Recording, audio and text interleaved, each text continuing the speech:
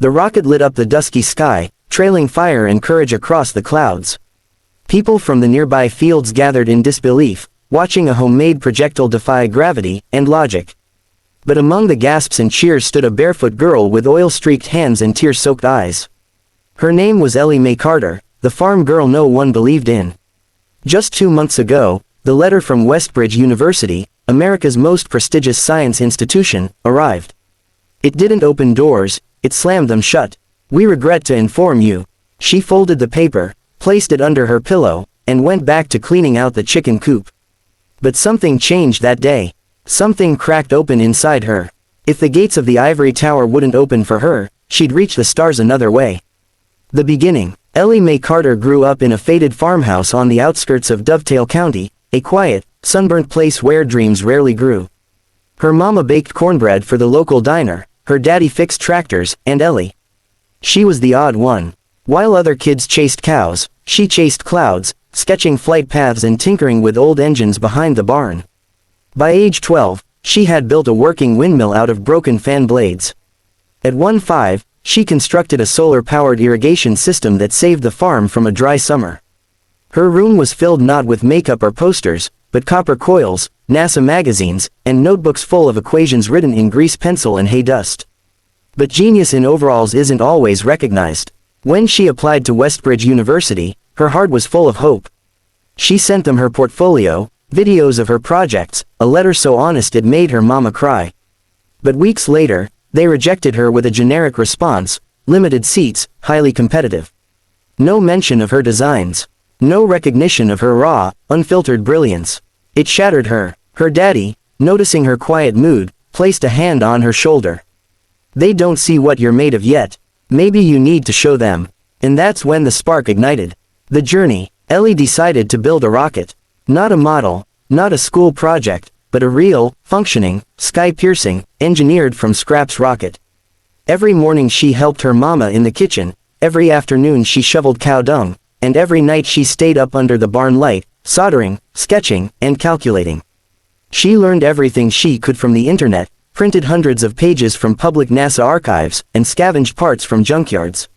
Her fuel formula was home-brewed, based on an obscure 1987 scientific article she found buried in a forum. Her guidance system, made from an old gaming controller and a broken phone GPS. She failed, dozens of times. Engines exploded, wires burned, her eyebrows got singed more than once. The neighbors laughed. Her old science teacher warned her about false hope. Even her mama, gently, asked her if she was chasing the impossible. But Ellie kept going, not for revenge, not even for validation, but because she knew she could. She felt it every time she looked at the sky. And finally, after 4 months of sweat, setbacks, and silent prayers, Phoenix 1 was ready. The launch. They came because they were curious, farmers, kids, skeptics. They lined the dirt road and leaned on fences, watching the strange contraption stand proudly in the clearing.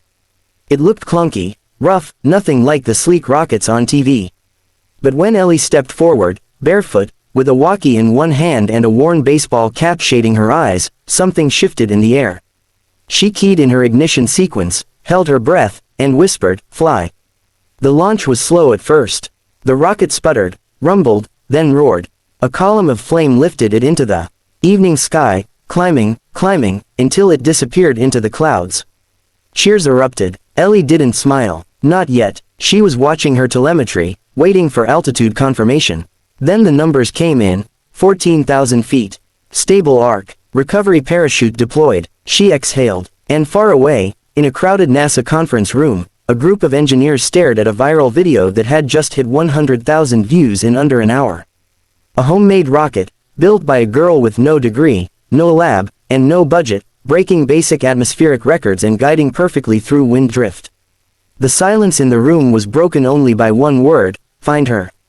The turning point. NASA didn't just find her, they showed up. In trucks, with questions, papers, and disbelief. "Where did you study engineering?" "I didn't. I taught myself." They tested her, interviewed her, asked her to explain her code, her thrust equations, her stabilization model. She answered calmly, clearly, even corrected one of their calculations on the spot. The head recruiter looked at her, then turned to his team and said, "We'd be fools to let her go." And that day, in her father's shed, Ellie signed a letter offering her a full scholarship, an internship, and a place at NASA's mentorship program for raw talent. Not because of grades or essays, but because she dared to build something the world said she could. The message: Ellie stood in front of a group of students at a STEM conference a year later.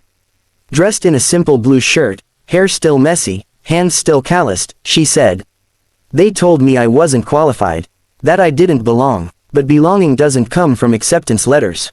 It comes from what you build when no one is looking. So if no one opens a door for you, build a rocket and make your own sky." The crowd erupted in applause. And Ellie Mae Carter, the barefoot farm girl from Dovetail County, smiled quietly, not because she had proved them wrong, but because she had proved herself right.